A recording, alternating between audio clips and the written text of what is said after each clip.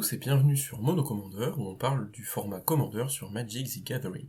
Aujourd'hui, on s'attaque à une autre tête d'affiche des decks Commander 2020, à savoir Kalamax, Père des Tempêtes. C'est une créature légendaire élémentale et dinosaure, 4/4, coûtant 1 et Témur, soit un bleu, un rouge, un vert. Il possède deux capacités, aussi intéressantes l'une que l'autre. La première nous dit que chaque tour, si Kalamax est engagé, copiez le premier sort d'éphémère que vous lancez. C'est une capacité conditionnelle qui nécessite que Kalamax soit engagé, soit en ayant attaqué avec, ou par d'autres moyens que l'on verra ensuite. On ne copie que le premier sort d'éphémère et uniquement un éphémère à chaque tour, mais comme Gavi, c'est valable au tour de chaque joueur. Cette capacité nous demandera d'avoir un deck qui possède un nombre important d'éphémères si on souhaite le faire fonctionner correctement. La deuxième ligne de texte de Kalamax nous permet de lui mettre un marqueur +1/+1 dès que l'on copie un sort, et pas seulement avec sa propre capacité. Kalamax est très facilement abusable avec des combos, en y incluant par exemple beaucoup de cartes qui permettent de copier des sorts et qui peuvent très vite se copier elles-mêmes à l'infini. C'est une façon de construire qui est assez linéaire et qui ne m'intéressait pas vraiment, j'avais envie d'essayer autre chose. De mon côté, ça fait très longtemps que je possède un deck optimisé qui tourne autour de Zada, broyeuse d'Edron, commandante mono rouge, et j'ai longtemps eu envie de recréer un deck similaire avec plus de couleurs. Kalamax s'est trouvé être ce deck. Zada nous permet en effet de copier chaque sort qui ne la cible qu'elle sur toutes nos créatures. L'objectif dans un deck Zada, c'est en général de créer beaucoup de créatures et d'abuser de petits sorts appelés cantrips qui coûtent 1 et permettent de piocher tout en ciblant une seule créature dans le deck. Ainsi, un sort comme Hâte, lancé sur Zada, avec 8 créatures en jeu, se transforme en pioche de 8 cartes pour seulement 1 mana. Zada copie les sorts, très important, car elle active la seconde capacité de Kalamax, lui permettant de grossir très vite si on possède beaucoup de créatures. Petit point technique ici, concernant les copies de sorts. Avec les cartes comme Zada, on ne peut pas copier certains sorts que l'on voit souvent apparaître sur les decklists sur EDH Rec, comme Chute du Marteau par exemple, qui cible en effet Zada, mais également une autre créature. Autre chose importante, Zada s'active lorsqu'on lance le sort qui la cible. Même si ce sort est contré, la capacité de Zada s'active et créera une copie du sort pour chaque autre créature que l'on contrôle. À noter que quand un sort est contré, ces copies ne le sont pas, rendant nos éphémères très peu sensibles au contre-sort. C'est la même chose avec Kalamax, il faudra 2 contres pour copier les 2 copies d'un sort. Autre point important, les sorts copiés ici ne sont pas lancés. Cibler Zada avec la copie offerte par Kalamax ne l'activera pas une deuxième fois. Enfin, il est important de savoir que lorsqu'un sort est copié, toutes ses caractéristiques le sont, y compris les coûts additionnels ou alternatifs, le nombre de cibles, la valeur de X ou les modes choisis. Un peu comme dans mon deck CDC avec Sir Conrad qui était un commandant secret, ici Zada sera notre second commandant, avec comme nuance le fait qu'on a plusieurs cartes qui remplissent son rôle. L'association de Kalamax et de ses créatures imposera plusieurs choses dans la construction du deck. On a déjà dit qu'il nous fallait beaucoup d'éphémères, il en faudra en plus une majorité qui ne cible qu'une seule créature pour profiter au maximum de nos effets Zada. Il nous faudra également de quoi générer beaucoup de créatures pour peu cher, et également de quoi aller chercher les cartes avec un effet Zada. Enfin, le but du deck sera d'essayer de tuer grâce aux dégâts de commandant de Kalamax, qui, vous le verrez, grossira très vite. On lui donnera des moyens d'évasion pour toucher à coup sûr les points de vie adverses. Pour cette decklist, je vais partager le deck en différentes catégories qui correspondront à celles que j'utilise dans la construction du deck. La première partie du deck sera consacrée aux cartes permettant de copier nos sorts. On y retrouve Zada, broyeuse d'Edron, que j'ai largement détaillé précédemment, une carte très similaire, le dragon aux ailes miroirs, qui a l'avantage d'être plus gros, et il renvoie les sorts adverses sur leur propre créature, pouvant le rendre plus difficile à supprimer. Radiate sera le troisième effet similaire du deck, mais est un éphémère et copie le sort sur absolument toutes les cibles valides. À utiliser avec parcimonie, si vous ne voulez pas passer des parties durant des heures et des heures, évitez de cibler une distorsion chaotique avec. Son gros avantage est qu'il est copiable par Kalamax si on n'a pas déjà lancé d'éphémère avant dans le tour, ou encore par un autre sort de copie présent dans cette catégorie. Inversion de Narset, qui copiera n'importe quel sort d'éphémère ou rituel en le renvoyant dans la main de son propriétaire. Je range également ici le Golem Précurseur, qui créera 2 jetons 3/3, et qui copiera tous les sorts lancés sur un golem sur tous les autres golems, créant un mini effet Zada. Enfin, la dernière carte de cette première catégorie sera le nouveau Bâton dédoublant, qui permet d'ajouter une copie supplémentaire dès que l'on copie un sort. Il n'en ajoute qu'une seule par effet copiant, peu importe le nombre de copies initiales créées, ne permettant que d'ajouter une copie à un effet Zada. Il permet aussi de copier nos propres sorts pour un coût de 7 et de s'engager. La deuxième catégorie du deck sera celle des cantrips. ces sorts potentiellement très puissants avec Zada, le dragon ou le golem précurseur, mais qui restent des sorts en général, coûtant 1 et permettant de piocher 2 cartes si on a juste Calamax en jeu. Hâte, que l'on a déjà vu, donnera en plus la célérité à nos créatures ciblées, tout comme les feux pourpres. Image perverse inversera la force et l'endurance d'une créature ciblée. Distraction fugace donnera -1/-0 à une créature ciblée, peu intéressant, mais permet quand même de piocher une carte en ne coûtant qu'un seul.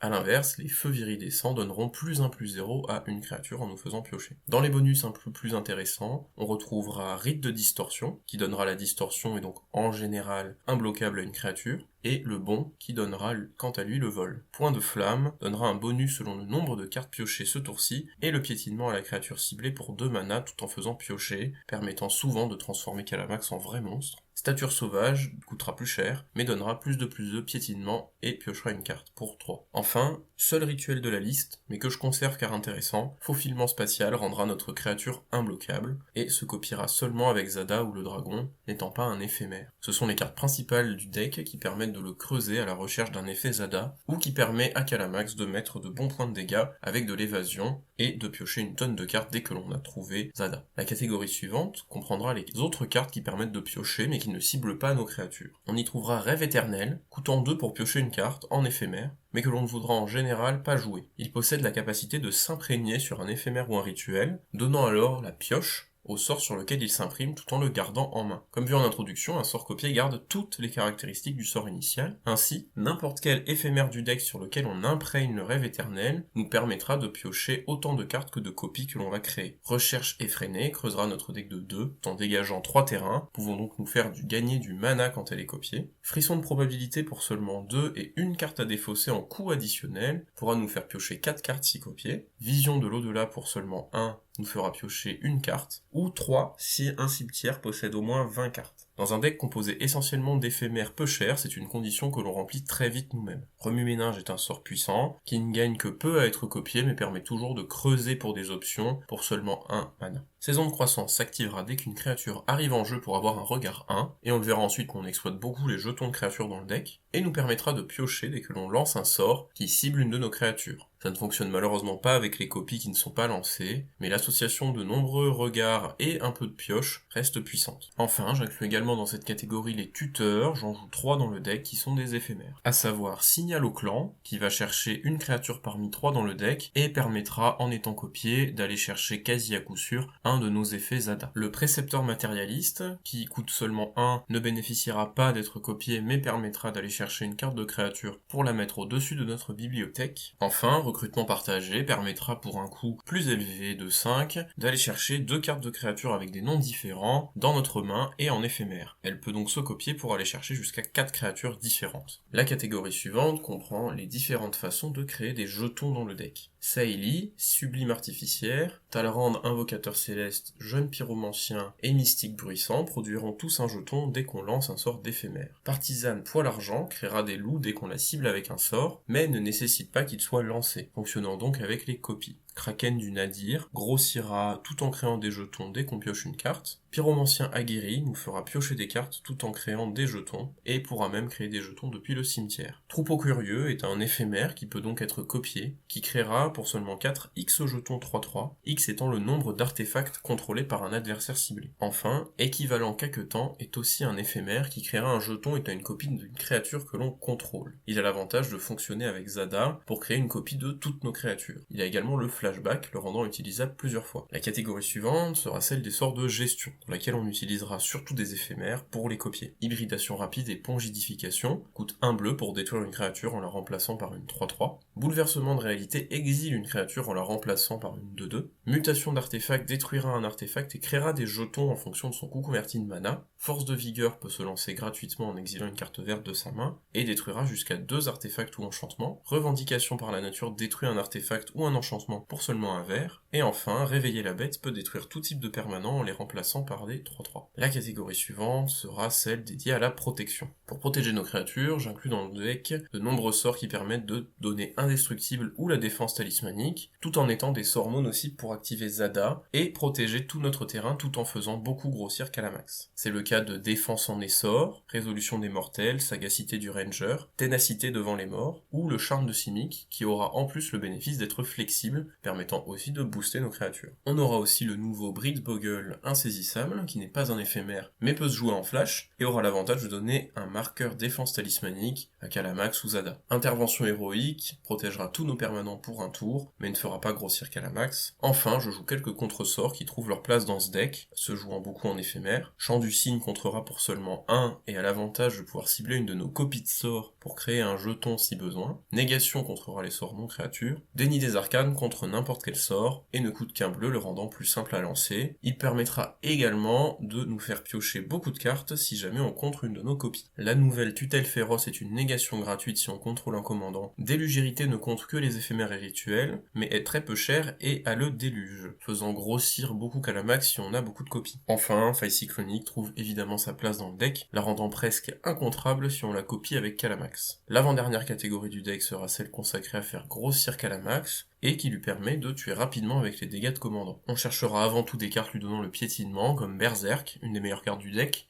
qui, s'il est copié, permettra souvent de tuer en un coup un adversaire. Fétiche de vitalité donnera pour seulement 1 le piétinement et +1/+1, mais pourra aussi, si besoin, créer un jeton. Le charme de fureur donnera lui aussi +1/+1 piétinement, mais pourra, si besoin, détruire un artefact. Collision colosse donnera un boost conséquent de +4/+2 piétinement pour seulement 2, et aura la flexibilité de pouvoir tuer une créature volante si besoin. La rage de bataille témurienne donnera directement le piétinement et la double initiative à notre commandant, voire à toutes nos créatures avec Zada, permettant dans la majorité des cas de mettre KO un ou plusieurs adversaires. Enfin, la résistance sauvage donnera +3/+3 à chaque créature que l'on cible avec un sort, sans avoir besoin de lancer ce dernier, rendant notre terrain avec Zada extrêmement plus dangereux, chaque cantrip donnant également +3/+3 à toutes nos créatures. Enfin, dernière catégorie, l'accélération de mana, ou le ramp, anneau solaire, talisman de créativité, talisman de curiosité et talisman d'impulsion sont les artefacts d'accélération que je joue dans le deck. Extorqueur Decay reste incontournable pour avoir à la fois une petite créature et beaucoup de mana. Enfin, quelques éphémères pouvant être copiés trouvent aussi leur place avec Spirale de croissance, nous permettant de piocher et de poser un terrain supplémentaire, ou Air Sage, qui en coût additionnel nous fait sacrifier un terrain pour aller en chercher 2. En ce qui concerne les terrains, on joue comme d'habitude des fixeurs de couleurs, mais également 2 terrains bien particuliers, à savoir campement d'objecteurs et campement des survivants, permettant tous deux de produire de l'incolore ou un mana coloré de n'importe quelle couleur en engageant une de nos créatures. C'est important d'avoir des solutions annexes pour engager Calamax et profiter de son effet si jamais on ne peut pas attaquer avec, que ce soit le tour où on vient de le poser ou si un adversaire nous empêche d'attaquer. Le deck étant tout de même basé sur l'attaque du commandant, je n'ai pas trouvé nécessaire d'inclure plus de cartes permettant de l'engager, ces 2 terrains suffisants.